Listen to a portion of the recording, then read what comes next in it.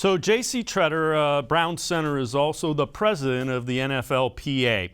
He talked about, a lot was made with the Browns, quote unquote, voting to boycott and other teams having significantly better attendance at the OTAs. Tretter made it clear it was a player's decision, personal decision by the players, whether it was more beneficial to attend OTAs or keep working at home. Bunch of guys reached out to me just to talk through it, and I told them, like, this is your decision. I'm here if you have any questions, but if you feel like it's in your best interest to be there, be there. I don't think there's any pressure, or I'm definitely not mad at anybody for coming. I think we laid that out very clearly. We had our own calls with just players that we can talk about it just as a group, and we made it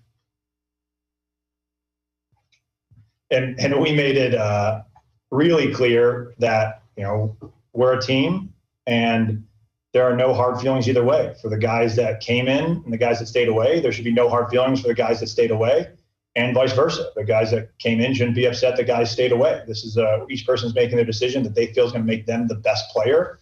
And if we all make that decision and all become back as the best players possible, then the team's better because of it.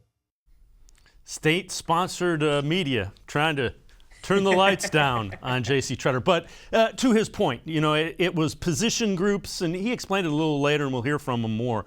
But different position groups get virtually no benefit out of OTAs, in his opinion.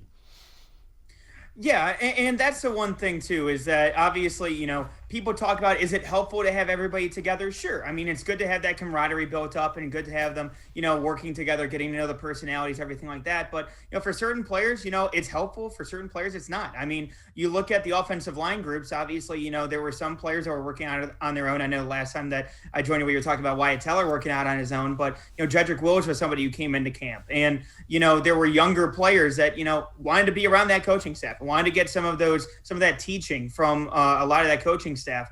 So I look at overall what they were able to do. I think that this was an opportunity for some players. For certain players, it was, I can stay away. I don't necessarily have to be there. But, it gave the team a chance to look at some of these younger players and some of these guys who, maybe not make the team, but at the same time, they can go ahead and make an impression and can get some tape out there for themselves as well.